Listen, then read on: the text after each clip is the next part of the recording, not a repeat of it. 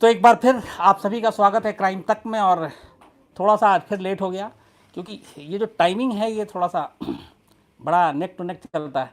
1 घंटे के बाद मतलब करीब 2 घंटे के बाद आपसे वारदात शुरू हो जाता है। उससे पहले पीसीआर 8:30 बजे दिल्ली आज तक पर होता है। फिर 9 बजे भी आप लोगों से बात करने जो भी बात करें उसकी तैयारी करके आनी होती है ताकि आपके सवालों का जवाब भी दे सकें। और पता नहीं आप लोग क्या क्या सवाल पूछते हैं, लेकिन खैर आप लोग इतने मोहब्बत इतना प्यार दे रहे हैं क्राइम तक को। तो शुरुआत में ही सबसे पहले एक तो कि क्राइम तक की जो तमाम हमारे अब तक लोग जुड़े हैं वो तो सभी उन सबका स्वागत ही है, दिल से उन सबका शुक्रिया भी। और जिन लोगों ने अभी तक क्राइम तक सब्सक्राइब नहीं किया है वो भी करें, फटाफट करें। और ज़्यादा से ज़्यादा लोगों से अपने कहें कि कराएं। और हम लोगों का मिलने का इसी तरह से सिलसिला चलता रहे। 2-3 चीज़ें, एक तो ये कि आज आपने देखा होगा कि हमने जगह थोड़ी सी चेंज की है। कई दिन से लगातार आपसे बात कर रहा हूँ एक ही जगह पे खड़े होके, तो मैंने कहा एक तो उसकी वजह से चेंज कर लूँ। दूसरा, आज टॉपिक ऐसा था कि मुझे लगा कि थोड़ा सा सुकून चाहिए। अब ये आप देख रहे हैं ये जो कमरा है यहाँ पे थोड़ा सा सुकून है और डिस्टर्बेंस नहीं होगा, क्योंकि मैं आज जो आपको बताने जा रहा हूँ और जो शेयर करने जा रहा हूँ उसके लिए थोड़ा सा सुकून भरा माहौल ज़रूरी था। ताकि चूँकि बात बहुत पुरानी है, करीब 22 साल पुरानी, तो 22 साल की वो तमाम चीज़ों को रिकॉल करना, याद करना और फिर उसकी सारी इंपॉर्टेंट चीज़ों को आप तक पहुँचाना, उसके लिए थोड़ा सा कंसंट्रेशन की भी ज़रूरत थी। आज ऐसे ही हम लोग शाम को ऑफिस से बात कर रहे थे तो ये हुआ कि 9 बजे क्या करें। ऐसा नहीं, खबरें बहुत सारी थी लेकिन किस बारे में आपसे बात करें। फिर आप लोगों का लगातार एक ये भी आ रहा है कि कहानी सुनाइए, कहानी अलग अलग क्राइम की। तो फिर मुझे लगा कि मैं कुछ ऐसी चीज़ें जो मतलब मुझे आज भी भुला नहीं पाया हूँ, जिसको वो आपसे आज बात करता हूँ। तो उसको लेके काफ़ी टीम के साथ भी बात हुई, हमारे जो कोलीग हैं अमित सिंह उनसे भी बात हुई, आसिम, दीपक, वर्णिका, ये सारे थे, इन लोगों से बात हुई। फिर हमने कहा कि क्या किया जाए। तो एक खबर जारी आज वारदात में, पहले मैं आपको वारदात का भी बता ही दूँ।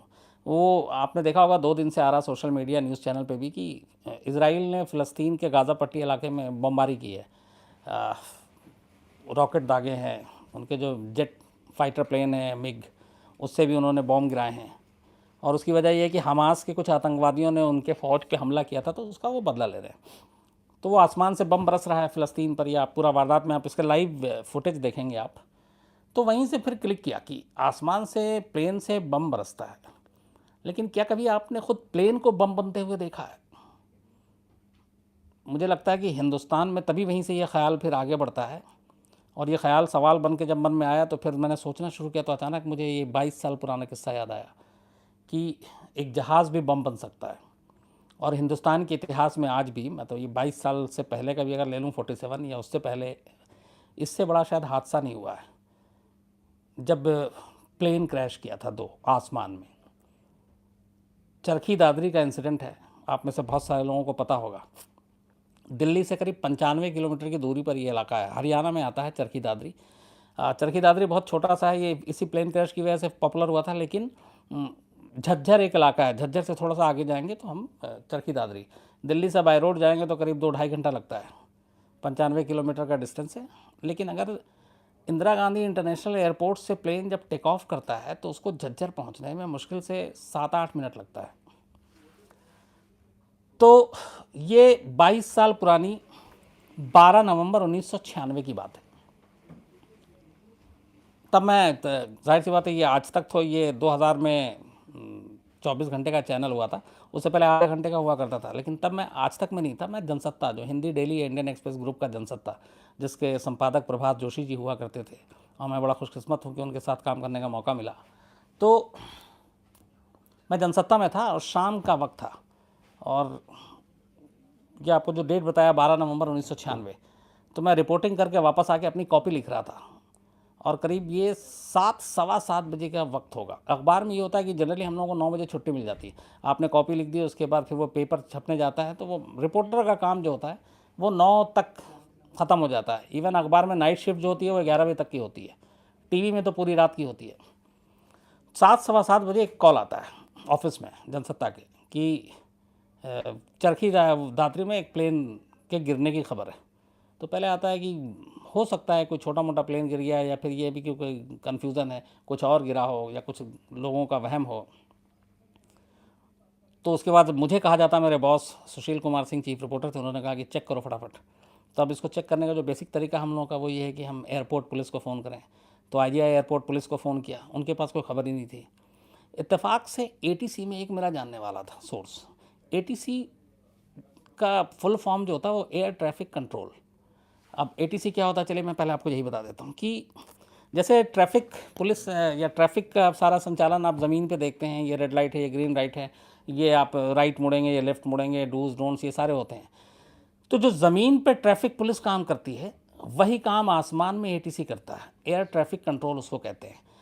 अब आपने एक चीज़ नोटिस किया होगा कि आप किसी भी शहर में रहें, कहीं भी रहें, जब भी आप आसमान में देखेंगे अगर आप, तो प्लेन आपको हमेशा एक ही रूट से उड़ता हुआ दिखाई देगा, एक ही तरफ से जाता है, और अगर उसके वापसी का है तो वो रूट भी फिक्स है। ये नहीं कि आसमान खुला पड़ा हुआ है तो एक प्लेन इधर से आ रहा है, एक इधर से, एक इधर से, एक इधर से, ऐसा कभी नहीं होता है। आप इसको आप अगर अभी तक आपने ध्यान नहीं दिया तो अब देखिएगा, पर्टिकुलर रूट है उसी पे वो प्लेन जाएगा।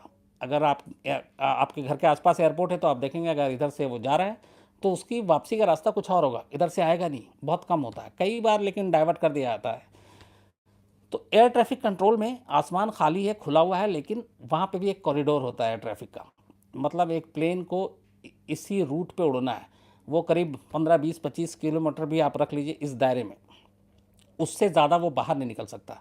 तो उनकी भी लेन होती है, और उस लेन को संचालित करता है, जो मेंटेनेंस, जो पूरा मेंटेन करता है, वो एयर ट्रैफिक कंट्रोल करता है। जो हर एयरपोर्ट के आपने पास देखा होगा, एक सबसे जो ऊंची से ऊंचा टावर होता है और वो एक चरखी घूमती रहती है, तो उसके ज़रिए वो कंट्रोल करता है। तो फिर मुझे जब कहा गया तो मैंने एयर ट्रैफिक कंट्रोल को फ़ोन किया, अपने सोर्स को मैंने पूछा, तो उसने कहा कि एक सऊदी एयरलाइंस यहाँ से उड़ी थी और उड़ने के 6 मिनट के बाद ही उसका हमारा से एटीसी से संपर्क टूट गया। एटीसी से संपर्क टूटने का मतलब ये होता है कि एक प्लेन जब टेक ऑफ करती है या लैंड करती है, जब तक वो हवा में है तो वो किसी न किसी नियरेस्ट एटीसी के कांटेक्ट में रहती है। अगर दिल्ली से उड़ी तो उसके बाद जो भी एटीसी उसको कैच करेगा उस रूट में, मान लीजिए मुंबई है तो मुंबई एटीसी के संपर्क में आएगा, उससे पहले अगर वो बड़ौदा है तो उसके में। लेकिन ऐसा नहीं हो सकता कि एक प्लेन बिना एटीसी के कांटेक्ट या संपर्क में रहे बिना अपनी मंजिल से उड़े और दूसरी जगह पहुंच जाए, हो ही नहीं सकता, क्योंकि वो हवा में बेशक है लेकिन उसको गाइड नीचे से किया था, ज़मीन से। तो उसने कहा कि एक प्लेन यहाँ से उड़ा लेकिन उसके बाद उसका संपर्क टूट गया। जब एटीसी ये कहे कि संपर्क टूट गया तो आप मान के चलिए 99.9% कि उस प्लेन के साथ कुछ हो गया, क्योंकि संपर्क तभी टूटता है या तो प्लेन क्रैश हो चुका होता है या प्लेन का पूरा सिस्टम फेल हो जाता है, मतलब किसी ना किसी हादसे का शिकार हो जाए, वरना प्लेन का कभी भी एटीसी से कांटेक्ट या संपर्क टूटता नहीं है। तो एटीसी ने यह कहा था कि उसका संपर्क टूट गया है। अब चूँकि कुछ चीज़ें मैंने यहाँ पे रखी हुई थी, जैसे ये बात होती है तो हम लोगों को कहा जाता है कि तुम भागो, क्योंकि दूसरी तरफ खबर आ गई चरखी दादरी में कुछ आग का गोला दिखाई दिया, तो हम सब अपना अपना फोटोग्राफर के साथ तब मैं भागता हूँ। और उसमें 90% दिल्ली के जर्नलिस्ट से क्या गलती हुई, जिसमें मैं भी शामिल था, हम लोग चरखी दादरी की बजाय दादरी की तरफ भागने लगे। और दादरी जो है ये नोएडा और ग्रेटर नोएडा जो है, अभी जो ग्रेटर नोएडा का आप एक्सप्रेस वे देखते हैं इसके लेफ्ट साइड पे है, तो ये अपोजिट डायरेक्शन में। और चरखी दादरी जो है वो उधर, जब हम उधर जाते हैं आपको चंडीगढ़ की तरफ दिल्ली से, तो वो अपोजिट डायरेक्शन में है। तो हम लोग सब निकले और जाहिर सी बात एक सारे रिपोर्टर एक दूसरे से संपर्क में भी थे उस ज़माने में, लेकिन मोबाइल यूज़ नहीं करते थे, बहुत ज़्यादा महंगा था और नया नया शायद आया था, पेजर पे मैसेज चल रहा था। तो हम सब जब दिल्ली और चंडीगढ़ हाईवे की तरफ मुड़ने लगे तब पता चला कि ये चरखी दादरी नहीं, इधर ग्रेटर नोएडा की तरफ, तो पता चला ये नहीं है, वो हरियाणा की तरफ है। फिर वापस गाड़ी मोड़ी और खैर तब तक हम लोग गए। और तो वहाँ जाके क्या हुआ वो बाद में बताता हूँ, पहले आपको कहा यहाँ की जो कहानी थी वो ये थी कि सऊदी एयरलाइंस का एक प्लेन जिसमें कुल 289 मुसाफिर थे और 23 क्रू मेंबर थे, मतलब कुल मिलाकर 312 लोग थे। ये सऊदी एयरलाइंस की फ़्लाइट जो है दिल्ली से सऊदी अरब जा रही थी रियाद के लिए। टाइम पे ही उड़ी थी, 6:32 पे इसने आईजीआई से टेक ऑफ किया। करीब 5.5 घंटे के बाद इसको रियाद पहुंचना था। इधर ये प्लेन टेक ऑफ करता और उधर एक कज़ाक एयरवेज़ की प्लेन थी जो कार्गो प्लेन, जिसमें चूँकि ये कज़ाक से जो सारा सामान दिल्ली आता है वो हमेशा गर्म कपड़े आते हैं, स्वेटर शॉल ये वो सारी चीज़ें वो आती है। और सर्दी का मौसम था, 12 नवंबर को ये हादसा हुआ है। तो 12 नवंबर के दिन कज़ाक एयरलाइंस में सर्दी के सारा स्वेटर और ये लेकर वो लोग दिल्ली आ रहे थे। उसमें टोटल 27 लोग थे जो ये स्वेटर वेटर लेकर आ रहे थे और 10 क्रू मेंबर थे, मतलब 37 लोग कज़ाक एयरवेज़ में थे और उधर 312 लोग सऊदी एयरलाइंस में। तो दोनों प्लेन को मिला दें तो 349 लोग थे, 37 और 312, 349 लोग। तो सऊदी एयरलाइंस टेक ऑफ करता है 6:32 पे। 6:37 पे ATC से उसका संपर्क टूट जाता है। उससे पहले जब संपर्क टूटता है तो ATC को अचानक रडार पे दिखता है कि एक कज़ाक जो एयरलाइंस है वो भी आ रही है उसी रूट पे। वो टेक ऑफ करना, वो ये टेक ऑफ हुआ था, वो लैंडिंग के लिए आ रही थी। तो इधर से जब देखा जाता है कि दोनों एक ही रूट से आ रहे हैं तो कज़ाक वालों को इंस्ट्रक्शन दिया जाता है ATC से कि आप अपनी हाइट जो है वो 15,000 से ऊपर रखना, जो हाइट थी। क्योंकि सऊदी एयरलाइंस ने टेक ऑफ किया तो जब आप टेक ऑफ करते हैं प्लेन तो आप धीरे धीरे ऊपर जाते हैं और जो लैंडिंग करता है वो धीरे धीरे नीचे आता है।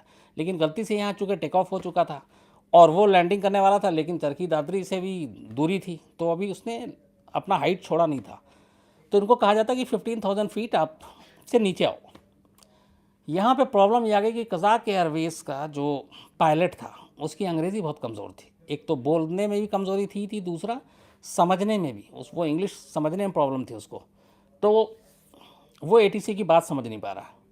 जब तक ये समझा पाते, और कोई दूसरा ज़रिया नहीं था ATC के ज़रिए आपको सिर्फ कंट्रोल करने का या मैसेज देने का, और टाइम कम था क्योंकि इधर टेक ऑफ में भी स्पीड पकड़ी थी और वो उधर से उतर रहा था, उसकी भी स्पीड थी, दोनों हवा में।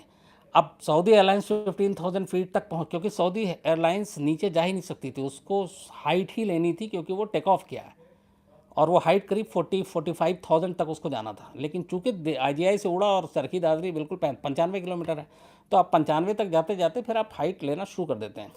तो सऊदी एयरलाइंस को आप नीचे नहीं कर सकते थे, उसको आपको ऊपर ही रखना था। कज़ाक वाले को आपको दिया गया कि आप 15 से ऊपर रखो। कज़ाक एयरलाइंस ने क्या किया कि चूंकि अभी सऊदी का हाइट कम था, उसने 14,500 फीट ही रखा, बल्कि धीरे धीरे 14,500 से भी वो 14,000 हो गया। तो जब वो 14 पे आए तो इधर से सऊदी एयरलाइंस भी 14,000 फीट की हाइट पे उड़ा था। अंग्रेज़ी उसको समझ नहीं पाया पायलट। जब तक कुछ और बात होती, कुछ मतलब नहीं, तेज़ी से स्पीड जो है वो करीब उस वक्त जो सऊदी एयरलाइंस की स्पीड थी जो इंक्वायरी रिपोर्ट में आई है 800 किलोमीटर प्रति आवर, मतलब 800 किलोमीटर रफ्तार से वो उड़ रहा था प्लेन, और कज़ाक वाले की जो स्पीड थी वो करीब 600 थी। तो 14,500 फीट की ऊंचाई पे कज़ाक एयरवेज, इधर से 14,500 के ही लगभग फीट पे, मतलब वो 10, 11, 12 करते करते करते सऊदी, और दोनों एक साथ आ गए। हेड कोलिजन नहीं हुआ, लेकिन उनका जो पंखी था प्लेन का दोनों का, वो पंखी दोनों का एक दूसरे से टकराया। तो जैसे ही टकराता है प्लेन डिसबैलेंस हो जाता है। सऊदी एयरलाइंस के प्लेन में फिर पंखी की वजह से चूँकि वो टूट गया थोड़ा, इंजन में आग लग गई। उधर कज़ाक एयर में भी आग लग गई, लेकिन सऊदी एयरलाइंस के प्लेन में उतनी तरह से बुरी तरह से आग नहीं लगी थी। उसका वो टूटने की वजह से, चूँकि उसमें बहुत सारे पैसेंजर थे, हेवी प्लेन था, वो बैलेंस खो जाता और उसके बाद वो सीधे ज़मीन की तरफ गिरना शुरू होता है। लेकिन कज़ाक एयरवेज़ में टक्कर होते ही आग लग चुकी थी और वो पूरे आसमान में आग के गोले में बदल चुका था देखते ही देखते, और धीरे धीरे धीरे वो भी ज़मीन में गिरता है। तो वो आग का गोला चरखी दादरी और पूरे झज्जर और आसपास के लोगों में, चूँकि 14,500 फीट की ऊंचाई काफ़ी होती है तो बहुत दूर तक आप देख सकते हैं। तो एक बहुत बड़ा आग का गोला, बहुत सारे लोगों को लगा था पता नहीं कुदरती आफत है क्या है, तो वो आग के गोले के रूप में नीचे गिरा और सऊदी एयरलाइंस में आग नहीं लगी थी तब तक, वो वैसे ही गिरी। और दोनों चरखी दादरी के करीब 10 किलोमीटर के दायरे में इनका मलबा फैला था। ये तो कहानी का एक पार्ट हो गया। अब खबर मिलती है उसके बाद, जैसा मैंने बताया कि पहले हम लोग दादरी की तरफ भाग रहे थे, अब चरखी दादरी की तरफ भागते हैं। तो करीब करीब इस अफरा तफरी के चक्कर में 7:15 बजे की बात थी, 8 बजे के पौने 8 बजे के आसपास हम लोग निकले थे। रात वहाँ पहुँचते पहुँचते हम लोगों को करीब 1 बज जाता। उसकी वजह ये थी कि जहाँ पे ये मलबा गिरा था वो मेन हाईवे और रोड से अंदर की तरफ खेत ही खेत था और 10 किलोमीटर दायरे में था। अब हमें नहीं मालूम था कि मेन कहाँ कहाँ कैसे हुआ, लेकिन हम पहुँचे 1 बजे रात को। वहाँ गांव वाले थे जो भी, अंधेरा भी था। तो हमारी जो पहली गाड़ी रुकती है वो एक कच्ची सड़क के पास रुकती है। हम जा रहे थे, अचानक हमारे फोटोग्राफर रोहित थे उस वक्त, वो एक पेड़ के पास गाड़ी रुकवा था, मारुति वैन गाड़ी थी, हम लोग जा रहे थे, मारुति वैन के हेडलाइट से हमें वो पेड़ पे कुछ दिखा, क्योंकि लाइट ऐसे जा रही थी हेडलाइट की। तो हमने जब रोका तो पेड़ के ऊपर ब्रीफकेस टंगा हुआ था, 1 2 3, मतलब वो जाहिर से ऊपर से गिरा होगा, और उसी पेड़ पे 2-3 बॉडी टंगी हुई है। तो पहला देखते ही हम लोग तो बुरी तरह से सिहर गए। तो पता चला कि अब यहाँ से ये शुरू होता है मलबा बिखरने का। फिर हमने वहाँ पे जो भी उसने शूट वूट किया, मतलब स्टिल फ़ोटो खींचा, न्यूज़पेपर में थे हम लोग इसलिए शूट होता नहीं था। उसके बाद फिर आगे बढ़े धीरे धीरे, फिर बाकी भी सारे रिपोर्टर, इवन जो फॉरेन थे, अखबार BBC है, वो सारे लोग वहाँ पहुँच चुके थे। रात 2-3-4 बजे तक हम यूँ भटकते रहे। एक वहाँ बड़ी बुरी चीज़ भी देखी कि गांव के बहुत सारे लोग ऐसे भी थे जो जिन्हें पता चला तो वो सामान लूटने के लिए पहुँच गए। फिर पुलिस को आके रोकना पड़ा, वो कोई बैग उठा के भाग रहा है, कोई कुछ भाग रहा है, और उनमें से बचने की तो किसी की चांस थी नहीं, उम्मीद था नहीं। तो धीरे धीरे उसके बाद हम लोग पूरी रात टहलते रहे, और जिधर जाएं उधर लाशें, कहीं खेत में, कहीं वो, पर अंधेरा हो रहा था। और तब ये भी नहीं था कि हमें एडवांटेज की मोबाइल में आजकल तो टॉर्च आता है, मोबाइल से जला लें, मोबाइल उस वक्त था नहीं। तो जो कैमरे की फ्लैश लाइट थी उसके ज़रिए, या कुछ लोग जो सिगरेट पीते हैं माचिस और लाइटर के ज़रिए, तो ये हम लोग सब जो था वो। और कई बार जब चलते थे हम लोग, पैर के नीचे बहुत मुलायम मुलायम चीज़ टकराती थी, तो हम लोग को यही लगता था कि ये मट्टी है, खेत में खेती वेती की जगह है, ध्यान नहीं दिया। पर पूरी रात हम भटकते रहे। उसके बाद थक गए तो करीब एक जगह एक पगडंडी थी उसी खेत में, तो हम जितने दिल्ली से जर्नलिस्ट गए थे, अच्छा चूँकि सारे एक साथ जब आप काम करते हैं क्राइम बीट पे ये, तो आप एक दूसरे को जानते हैं, दोस्ती होती है, तो उसमें कुछ सीनियर थे, कुछ साथ के थे, कुछ जूनियर थे, तो वो थक गए। फिर एक साथ सब बैठकर 8-10 लोग हम एक पगडंडी पे बात करें, तो बिल्कुल अंधेरा। उस वक्त तक ये भी हो गया था कि सबके कैमरे की लाइट वाइट भी ख़त्म हो चुकी थी, और अब ये था कि करना क्या है वहाँ। ये टीवी के जैसा लाइव है तो करना नहीं था, रिपोर्ट भेजनी है तो अब रिपोर्ट सुबह भेजेंगे, या तो किसी को फ़ोन करके लिखाएंगे या फैक्स करेंगे, जो भी स्क्रिप्ट होगी, फ़ोटो भी भेजेंगे।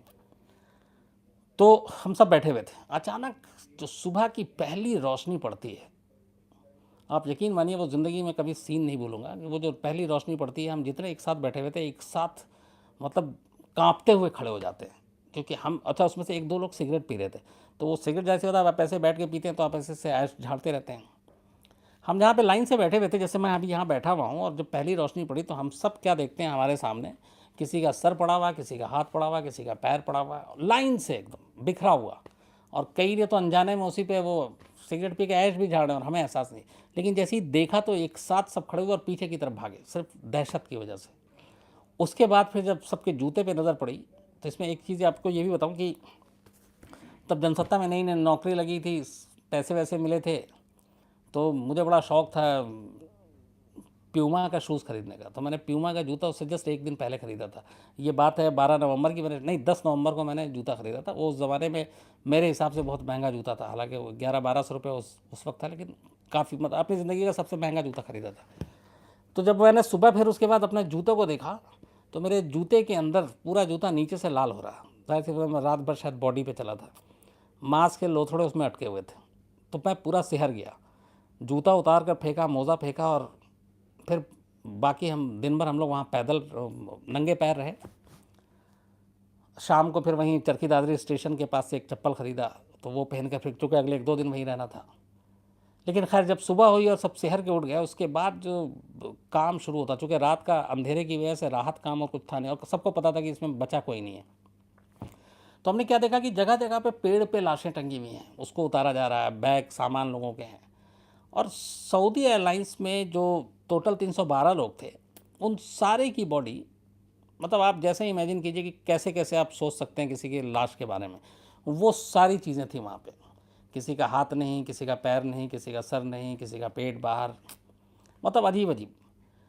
लेकिन कज़ाक एयरवेज़ की जितनी बॉडी थी उसको देख के कुछ फील ही नहीं हो रहा था, इसलिए कि वो उसमें ऊपर ही आग लग गई। तो जो जहाँ पे सीट पे बैठा हुआ था, उसी सीट बेल्ट के साथ वो जला हुआ बैठा हुआ था, तो उनकी बॉडी भी जो है वो सीट समेत नीचे गिरी हुई थी, और सबके सीट बेल्ट लगे हुए थे, और जो बकल था वो चिपका हुआ था पेट से, क्योंकि बाकी लेदर था वो जल गया।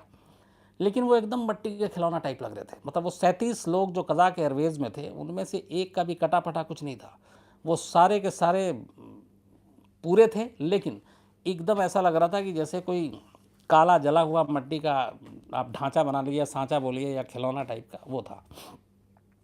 सऊदी एयरलाइंस की सारी बॉडियाँ बिखरी हुई थी और टुकड़ों में। तो फिर उसके बाद वो राहत काम शुरू होता है।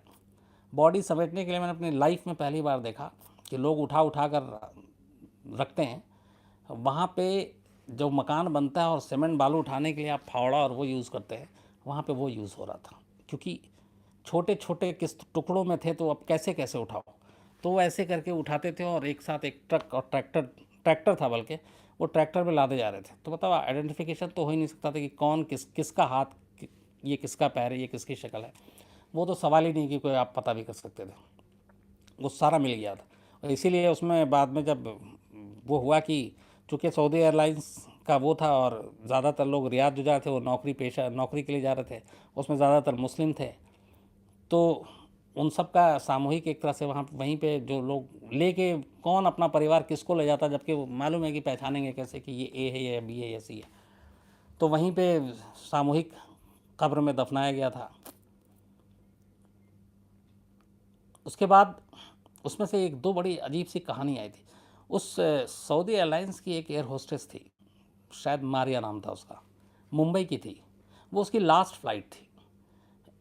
उसने असल में उसी वीक रिज़ाइन कर दिया था सऊदी एयरलाइंस से, और उसकी वजह ये थी कि उसकी सगाई हो गई थी। तो उस सगाई नहीं, उसकी सगाई होनी थी इस इंसिडेंट के नेक्स्ट वीक। तो लास्ट फ्लाइट थी, लेकिन चूंकि सऊदी एयरलाइंस का हेडक्वार्टर रियाद में है, तो उसको अपने रिजिग्नेशन की सारी फॉर्मेलिटी पूरी करने के लिए रियाद जाना था। तो रियाद वालों ने बुलाया, बोला आओ यही हिसाब किताब कर लेते हैं एंड देन आप वापस लौट जाना।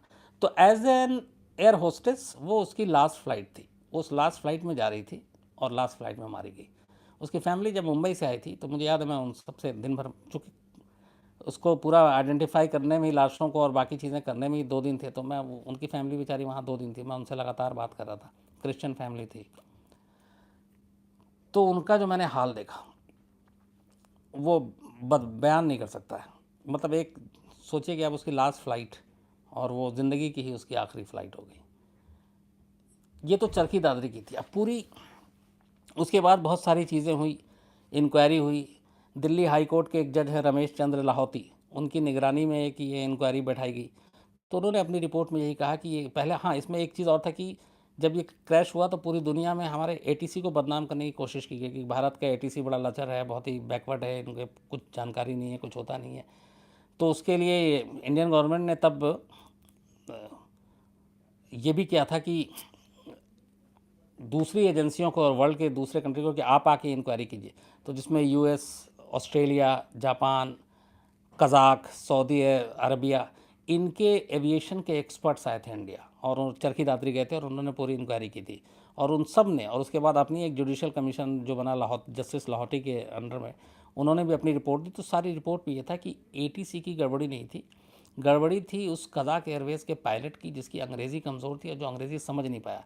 सिर्फ भाषा ना समझने की वजह से यह हादसा हुआ। अगर वो जो हाइट थी 15,000 फीट वाली बात बार बार कहा जाता, अगर वो समझ जाता तो ये हादसा ना होता। और इसीलिए इसके बाद से बहुत सख्त रूल कर दिए गए कि जो भी पायलट और प्लेन के जो क्रू मेंबर हैं, इवन पायलट नहीं, सिर्फ क्रू मेंबर के लिए भी, कि उनकी इंग्लिश न सिर्फ बोलने बल्कि समझने की भी, और ये नहीं कि सिर्फ अपने कंट्री या आस पड़ोस के, अलग अलग मुल्क में अलग अलग तरीके से बोली जाती है अंग्रेज़ी, प्रोनाउंसिएशन अलग होता है।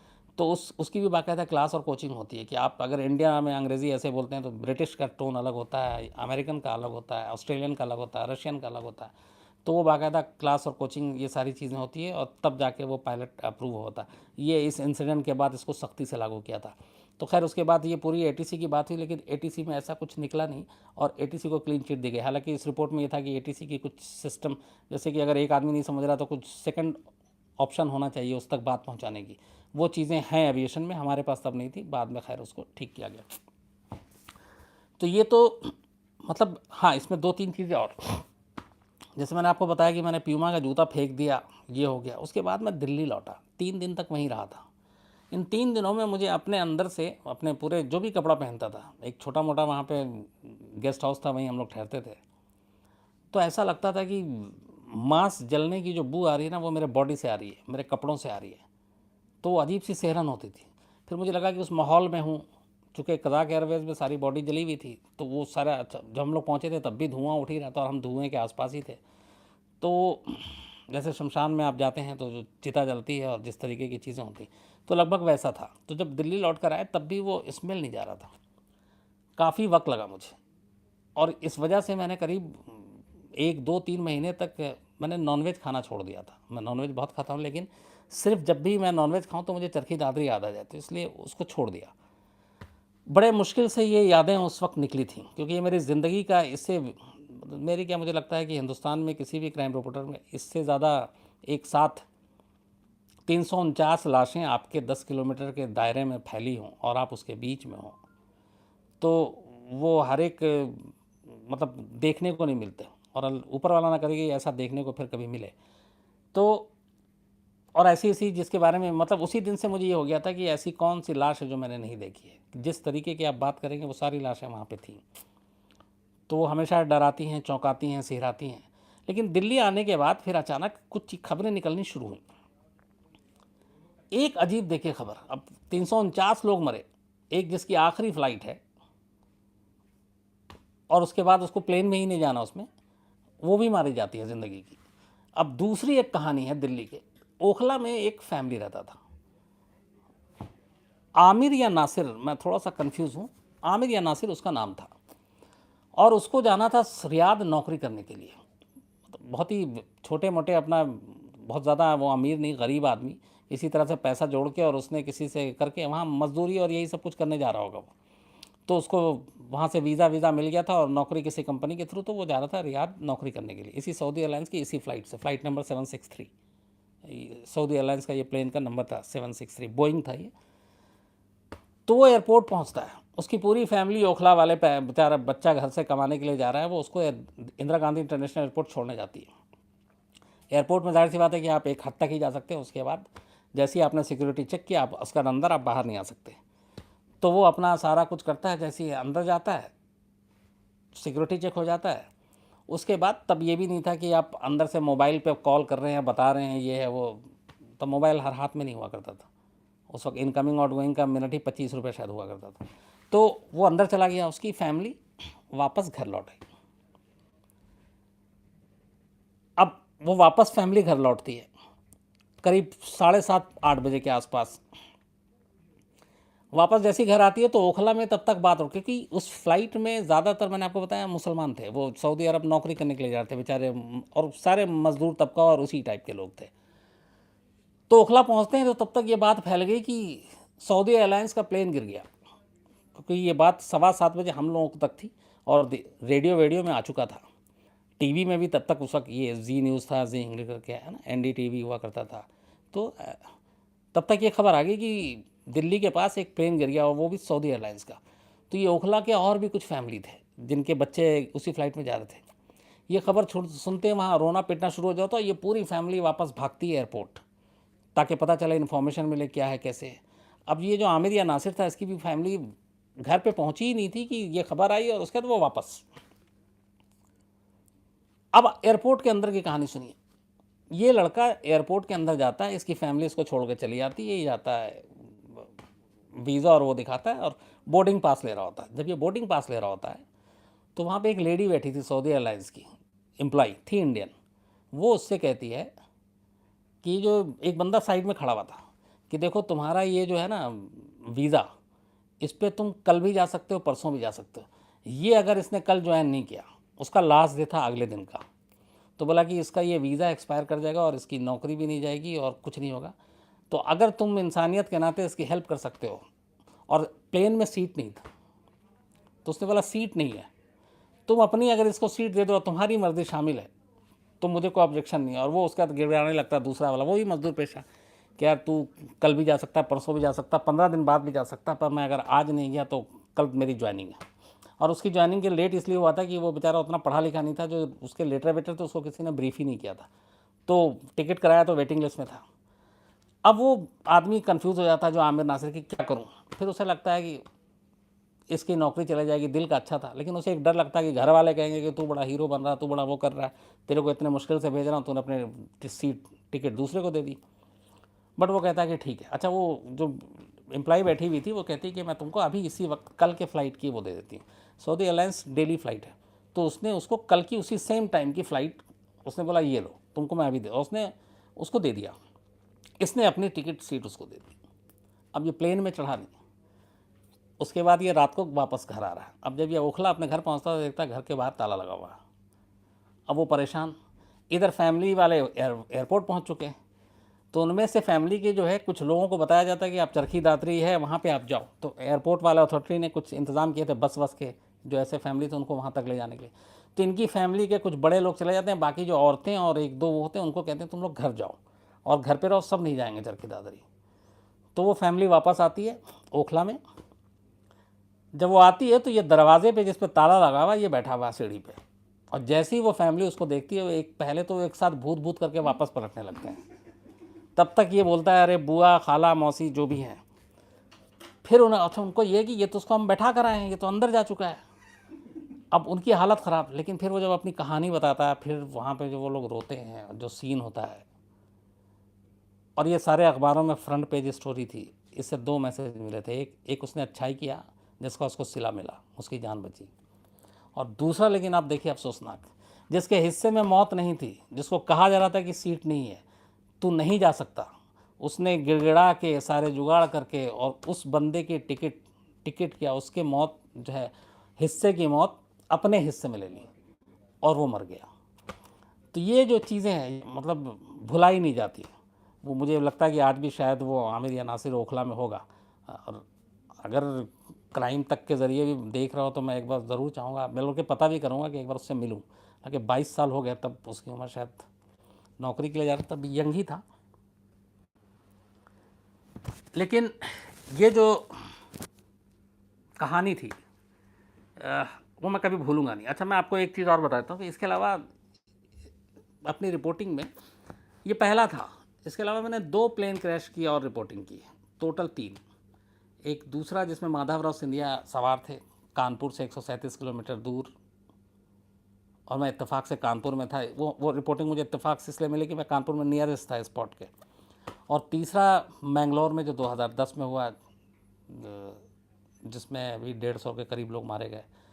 पर माधवराव सिंधिया के प्लेन में माधवराव सिंधिया के अलावा 4 जर्नलिस्ट, और उन चारों मेरे बहुत करीब जानने वाले, 2 तो मेरे इसी दफ्तर के, और एक इंडियन एक्सप्रेस, एक हिंदुस्तान टाइम्स। तो ये 2 प्लेन क्रैश, और तो कुल मिला के चरखी दादरी और ये 3 प्लेन क्रैश मैंने अपनी ज़िंदगी में देखे, कवर किए। और उसके बाद असर ये है उसका कि मुझे दुनिया में आज भी अगर सबसे ज़्यादा किसी चीज़ से डर लगता है तो वो सिर्फ प्लेन में ट्रैवल करने से। मजबूरी में मैं प्लेन में बैठता हूँ, कोशिश करता हूँ कि अगर प्लान स्टोरी है, जल्दी नहीं चाहिए, तो मैं ट्रेन में ट्रैवल करना प्रेफर करता हूँ। लेकिन अब आपको जैसे मैंगलोर में प्लेन क्रैश हुआ, अब आप अगले दिन पहुँचेंगे तो क्या फ़ायदा, उसी दिन पहुँचना है, तो ऐसे में जाता हूँ। लेकिन जब तक मैं प्लेन के अंदर होता हूँ, आप यकीन मानिए, बस मुझे ये लगता है कि ये मेरा आखिरी सफ़र है। उसकी वजह यही है, ये 3 प्लेन क्रैश वो मेरे दिमाग में ऐसे बैठे हुए हैं। तो मैंगलोर और सिंधिया की मतलब जैसे भी बताया ना कि किसके हिस्से की मौत की कहानी किसके हिस्से में आती है, सेम जो है ये माधवराव सिंधिया के केस में भी हुआ था कि कैसे किसके हिस्से में कहानी किसकी आई थी। माधवराव सिंधिया को असल में कानपुर में एक चुनावी रैली करनी थी और वो उसके लिए जा रहे थे। चार्टर्ड प्लेन था, उसमें 10 लोग ही बैठ सकते थे, टोटल 8 लोग थे। माधवराव सिंधिया, पायलट को पायलट 3, एक उनका सेक्रेटरी 4, और बाकी के जो 4 लोग थे उसमें से एक रंजन झा, जो हमारे आज तक के बड़े सीनियर कांग्रेस बीट कवर किया करते थे 2000 में। सब लोग जब आधे घंटे का आज तक शुरू हुआ था तब से। गोपाल बिस्ट, जिनको हम लोग गोपाल दादा कहते हैं, बहुत सीनियर कैमरामैन वो थे। ये 2 हमारे यहाँ के।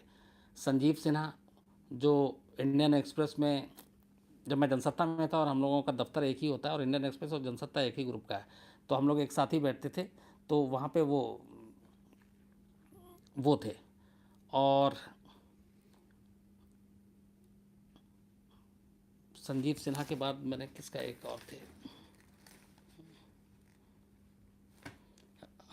संजीव सिन्हा हो गया। वहाँ एक अंजू शर्मा थी जो हिंदुस्तान टाइम्स में थी, और अंजू शर्मा के साथ भी हम लोगों ने रिपोर्टिंग की थी। अंजू शर्मा बाद में फिर MCD और ये सारी करने लगी थी, लेकिन अंजू और हम लोगों ने एक साथ काम किया है प्रिंट में।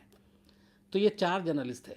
तो ये हुआ कि माधवराव सिंधिया जा रहे हैं रैली कवर करने के लिए, तो हमारे उस वक्त बॉस उदय शंकर हुआ करते थे, जो अभी स्टार इंडिया के सीईओ हैं।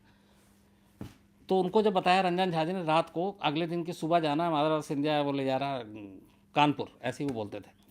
तो बोले रैली में तुम जाके क्या करोगे, तुम नेताओं की रैली वैली छोड़ दो, ये सब हम आज तक भी नहीं दिखाएंगे। बोले अरे जाना है, थोड़ा नेटवर्क बनता है, वरना खबर नहीं देंगे, ये है। तो बड़ा जिद करते हैं, तो वो फिर भी कहते हैं कि नहीं जाना है। पर रंजन झा कहते हैं अरे मैं बाद में मना लूँगा उदय सर को, जाना है। उन्होंने ख़ासतौर पे मेरे लिए सीट भी रखी हुई है, और बाकी और चूँकि जर्नलिस्ट सिर्फ 4 ही जा रहे थे, संजीव, अंजू और रंजन और गोपाल दादा। तो वो उदय शंकर लास्ट तक मना करते रहे, पर वो माने नहीं। अब उसके बाद वो कहते हैं हमें कैमरामैन चाहिए। सुबह सुबह रंजन झा दफ्तर पहुंचते हैं, और दफ्तर पहुंचने के बाद वो कैमरामैन मांगते हैं। तो अब यहाँ पे देखिए मौत कैसे कैसे किसके हिस्से में आती है।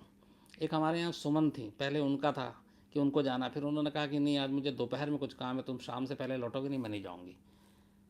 फिर एक मन्नू बख्शी हुआ करते थे, हालांकि वो अब दुनिया में नहीं है, उनकी बीमारी की वजह से डेथ हो गई, उनका नाम आया। उनकी मदर चंडीगढ़ से आ रही थी, उन्होंने कहा मुझे रेलवे स्टेशन जाना है उनको पिक करने के लिए, तो मैं नहीं जा पाऊँगा। एक मेरा सबसे ख़ास कैमरामैन जो हमेशा मेरे शूट पे होता है, आपने उसका साइन ऑफ सुना होगा, विनोद शिकारपुरी, कैमरामैन विनोद शिकारपुरी के साथ शम्स ताहिर खान। तो वो विनोद कुमार का नाम आता है, और वो हर चीज़ में कभी मना किसी को नहीं करता है, वो बोलता चलो दादा चलेंगे। फिर अचानक ये होता है कि उसको पार्लियामेंट में उसका कुछ पास या वो रिन्यू कराना था, और वहाँ जाना था। तो बोला अरे आज ही का दिन है, वो मैं नहीं जा पाऊँगा। फिर एक अजय कैमरा था जो हम लोगों के साथ का था, मतलब उस वक्त बहुत जूनियर था। तो हुआ कि तू चल, वो भी लगभग तैयार था।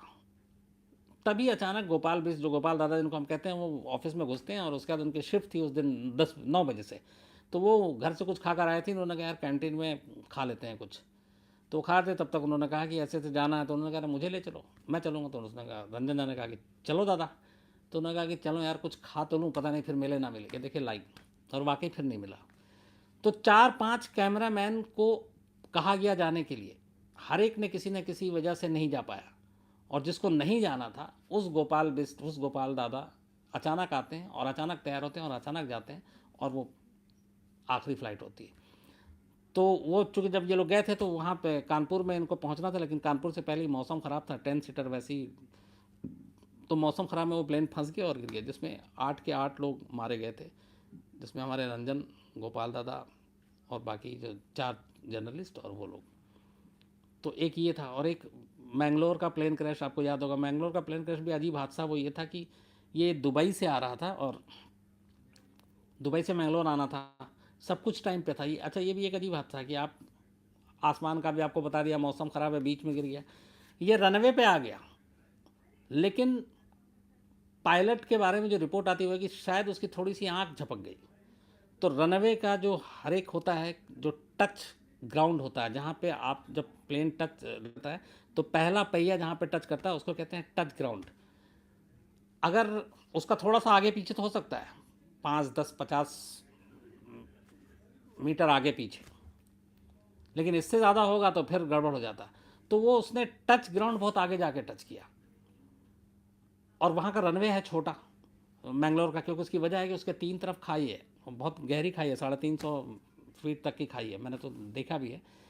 तो जहाँ पे उसको पहला टच करना था इधर टच ग्राउंड पे, उससे बहुत आगे जाके किया, और इसलिए जब उसने बहुत आगे किया तो जहाँ पे उसको ब्रेक भी मारना था, वो ब्रेक मारते मारते भी वो जाके प्लेन खाई में गिर गई।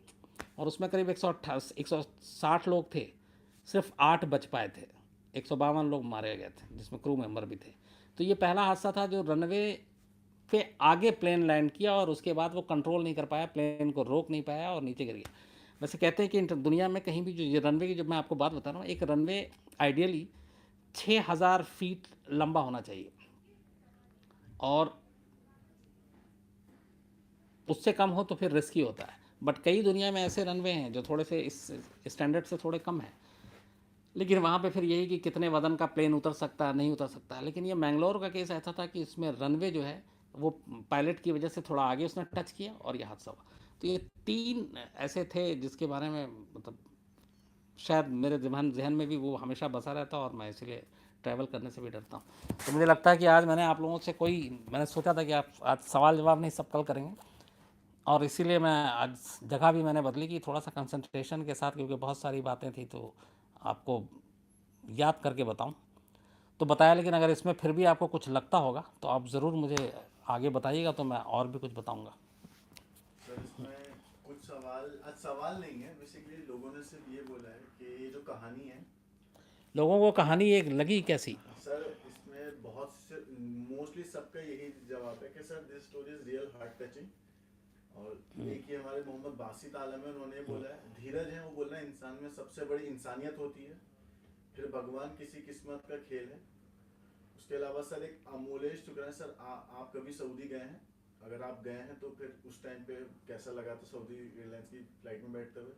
सर यश त्रिपाठी हैं, उन्होंने बोला ये कहानियां सुनने लायक हैं, मगर कुछ लोग नेताओं के फर्जी डिबेट को ज्यादा तरजीह देते हैं, लेकिन फिर भी ये कहानियां सुन के एक अलग ही जोन मिल रहा है। पीछे से आसिम जो है वो मुझे आप सबका एक एक करके जो रिएक्शन है या आपने जो कुछ भेजा है, बहुत सारे नाम हैं। मैं जाहिर सी बात है सारे नाम एक साथ नहीं ले पाऊंगा, तो इसलिए मैं किसी का नहीं लेता हूं, लेकिन जो भी आप आसिम मुझे पीछे से बता रहा है उससे एक चीज़ एहसास होता है कि शायद हम लोगों में और आप में कोई फ़र्क है नहीं, हम सब बेसिकली हैं इंसान, इमोशन से भरपूर। अगर हमें दुख होता है तो आपको भी दुख होता है, हम खुश होते हैं तो आप भी खुश होते हैं। तो कुल मिला के ये जो बाकी चीज़ें नफ़रत और सियासत है ना, ये उन लोगों के लिए ठीक है जो करते हैं, बट मुझे खुशी इस बात की होती है कि आप लोगों की जो सोच, आप लोग जो लिख के भेज रहे हैं, हम लोग भी उसी सोच के लायक है, हम भी वही सोचते हैं। अगर ऐसा होता तो हमें भी अफसोस होता, हमारे भी आंसू निकलते हैं। तो यही ज़िंदगी होनी चाहिए। बट मेरी कोशिश ये होगी कि मैं ऐसी कहानियाँ, चूँकि मैं इन सबको, अब मेरी कोशिश सिर्फ ये नहीं, ये होगी कि वही चीज़ें जो मैंने खुद देखी हैं, जिसको मैंने कवर किया है, जो जिसको मैंने फ़ील किया, जहाँ पे मैं रहा हूँ, मैं आपसे सिर्फ वो शेयर करूँ। दूसरी कहानी सुनाकर कहानी वो बिल्कुल नहीं। मैं आप लोगों से शेयर वही करूँगा जो मैंने मतलब अपने पूरे जर्नलिज्म के करियर में जो जो चीज़ें की हैं, और ऐसी सैकड़ों हज़ारों चीज़ें हैं, तो मैं ज़रूर आपसे शेयर करूँगा और कोशिश करूँगा कि जो बहुत सारी चीज़ें जो याद नहीं है, मैं आप लोगों के लिए ख़ासतौर पे दोबारा फिर उसमें जाऊँगा और उसको याद करूँगा, और मैं सारी कहानी आपको करूँगा। और ये देखिए, ये दीपक पहुंच गया है यहाँ पे फ़ौरन। तो अगर ईमानदारी से आप लोगों को कहानी अच्छी लगी और आपको लगा है कि हाँ ये सारी चीज़ें शेयर करनी चाहिए, तो मुझे खुशी होगी। आप सब्सक्राइब करें या ना करें तब भी खुशी होगी, लेकिन हाँ अगर ज़्यादा से ज़्यादा लोग ये सुने और सब्सक्राइब करें तो मुझे ज़्यादा खुशी होगी। और वो खुशी इसलिए होगी ताकि इन लोगों की मेहनत कामयाब रहे, जो बेचारे लगातार रहते हैं कि लाइव सब 9 बजे करना है, लोग सवाल भेज रहे हैं, लोग इंतज़ार कर रहे हैं आपका, और ये सुबह से लगे रहते हैं आप लोगों के लिए, वीडियो अपलोड करते हैं, तमाम चीज़ें करते हैं। अगर मैं सच बताऊं, अभी मैंने एक आध दिन बहुत थक गया था, चूँकि यहाँ बहुत हेक्टिक होता है। मेरा सिर्फ क्राइम तक नहीं बल्कि एक पूरा क्राइम है, देश भर की जो क्राइम की खबरें होती हैं तो उस क्राइम ब्यूरो को देखता हूँ, तो उसमें बहुत सारे काम होते हैं, सुबह से रात तक सो भी नहीं पाते, वो SMS व्हाट्सएप फ़ोन बजता रहता है। देन दिल्ली आज तक है, देन वारदात शो डेली करना होता है, तो बहुत सारे काम होते हैं। तो कई बार होता है कि मैं कहता हूँ आज यार 9 बजे छोड़ दो, तो ये लोग बेचारे मुझे मजबूर करते हैं, फिर जोश दिलाते हैं कि नहीं नहीं सर 9 बजे लोग आपका वेट करने आइए। तो मैं हमेशा चाहूँगा कि आप लोगों के साथ बात करूँ, कहानियाँ सुनाऊँ, अपने एक्सपीरियंस बताऊँ, लेकिन इन लोगों को भी आप सुने। ये देखिए अब आपको लेके खड़ा, हालांकि मैं चाहूँगा कि कल से ये बिल्कुल ऐसे लेकर नहीं आए और मैं डांटूंगा, बट आप, आपके जानने वाले, आपके तमाम लोग सब्सक्राइब ज़रूर कीजिए, और जो भी राय हो है आपको, अगर आपके सुझाव हैं वो हमें ज़रूर मेल किया कीजिए, और हम कोशिश करेंगे अपना मेल आईडी भी शेयर करें आप लोगों से। एक तो मेरा मेल आईडी है, अगर आप लोग जो भी करना चाहें मुझे खुशी होगी, direct shams.khan SHAMS shams.khan KHAN @aajtak.com AAJTAK। तो shams.khan @aajtak.com।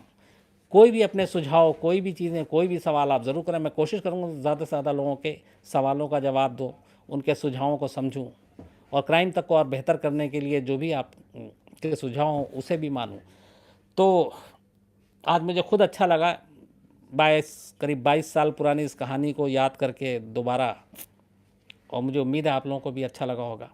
हालांकि मेरी कहानियों में आपको सिर्फ दर्द, गम, यही सारी चीज़ें मिलेंगी, क्योंकि क्राइम में मैं हमेशा आपसे कहता हूँ, क्राइम में ना हंसने का कभी मौका मिलता है, ना खुशी बांटने का मौका मिलता है, ना फिर कोई अच्छी अच्छी बातें सुनाने का मौका मिलता है। तो मजबूरी है मेरी, लेकिन क्या करूं, आप लोगों से भी शेयर करना चाहूँगा, ताकि मैं अकेले अपने तक कब तक रखूं, तो आप लोगों से शेयर करूँगा, मुझे खुशी भी होगी।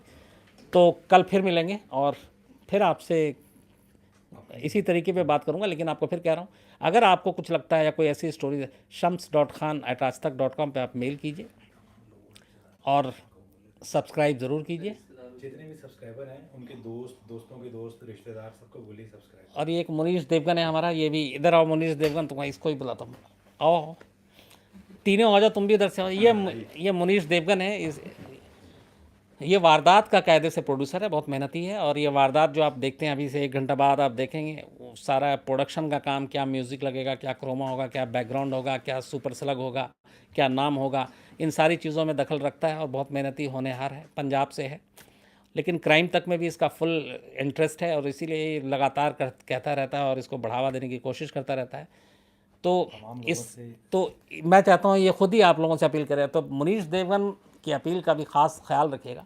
मुनीश, ये सारा आशीर्वाद शम्स सर का ही है, लेकिन हम तमाम अपने सब्सक्राइबरों से, जो हमारी फैमिली है, कि आप, आपके दोस्त, दोस्तों के दोस्त, आपके रिश्तेदार, सब लोगों से आप कहिए कि आप सब्सक्राइब करें, क्योंकि बहुत जल्द हम लोग 15 अगस्त से पहले हम 15,000 का आंकड़ा आप ही की वजह से क्रॉस करेंगे। शम्स सर के पास आपको ले चलते हैं वापस। वारदात का अच्छा हाँ, आज वारदात का टॉपिक क्या है, मैं आपको शुरू में बताया था आज प्लेन क्रैश क्यों, बहुत सारे लोग शायद नहीं सुन पाए होंगे या बाद में आए होंगे, कि आज मैं आपको ये अपनी ज़िंदगी के जो 3 प्लेन क्रैश मैंने कवर किए, तो क्यों आज सुना रहा हूँ, आज वजह क्या है। क्योंकि हम लोगों को हमेशा कहा जाता है कि रीज़न क्या है इस स्टोरी को दिखाने के पीछे। तो ये 2 दिन से इसराइल जो है वो फ़लस्तीन में, ख़ासतौर पे गाज़ा पट्टी में एयर अटैक कर रहा है। मिक्स है, जो जेट फाइटर हैं उनके, और रॉकेट वॉकेट गिराया जा रहा है जिसमें रिहायशी है बस्तियों पे। उसकी वजह ये है कि इज़राइल का कहना है कि वहाँ की जो आतंकवादी संगठन हमास है उसने इज़राइल के आर्मी पे अटैक किया था, तो वो उसका बदला ले रहा। तो आसमान से बम बरस रहे हैं इज़राइल के ज़रिए फ़लस्तीन पे। तो वही मुझे लगा कि आसमान से, प्लेन से जो बम बरस रहा है, तो क्या कभी प्लेन खुद बम बन सकता है। और इसी का मैंने एग्जांपल देने के लिए आपको चरखी दादरी की कहानी सुनाई, क्योंकि आसमान में जब 2 प्लेन टकराते हैं तो वो कायदे से बम ही बन जाते हैं, है ना। और एक में आग लगी, एक नीचे गिरा। तो आज वारदात जो है, किस तरीके से इजराइल फ़लस्तीन पे एयर स्ट्राइक कर रहा है, वहाँ के ये सारे लाइव वीडियो, कैमरे का कमाल ये है कि कैमरा आजकल हर चीज़ दिखा देता है, चाहे वो जुर्म हो या जंग हो। तो जुर्म और जंग दोनों चीज़ें आप लाइव देखेंगे कैमरे की नज़र से। आज वारदात में ठीक है 11 बजे, तो ज़रूर देखिएगा और वारदात के बारे में भी अपनी राय दीजिएगा, मुझे खुशी होगी। तो कल आपसे फिर मिलेंगे 9 बजे। और एक हाँ, आपसे कल आपको 10:30 मैंने कहा था कि पाकिस्तान में कितने परमाणु बम हैं, क्या है, सुरक्षित है नहीं है। आज कैसे दाऊद इब्राहिम के मुन्ना ने पाकिस्तान को बेनकाब कर दिया, बहुत इंटरेस्टिंग स्टोरी है कि दाऊद इब्राहिम का मुन्ना, एक तो मुन्ना कौन है ये आपको 10:30 बजे पता चलेगा, पर उसने कैसे पाकिस्तान को बेनकाब कर दिया। अभी इमरान खान ने पीएम की कुर्सी संभाली नहीं है, बट उससे पहले ही अपने जो अंडरवर्ल्ड का डॉन है दाऊद इब्राहिम, उसका मुन्ना, वो पाकिस्तान को पूरी तरह से बेनकाब करेगा 10:30 बजे। बहुत ही तेज़ तर्रार रिपोर्टर है मेरी टीम के, आपको एक बार मिलाया भी था, अरविंद ओझा, वो आपको ये पूरी कहानी सुनाएगा 10:30 बजे। तो सुनिएगा ज़रूर। और जैसे ही अरविंद ओझा हटेगा 10:30 से 11 बजे मैं आपको मिलूँगा फिर वारदात पे, क्राइम तक पर नहीं लेकिन वारदात पे।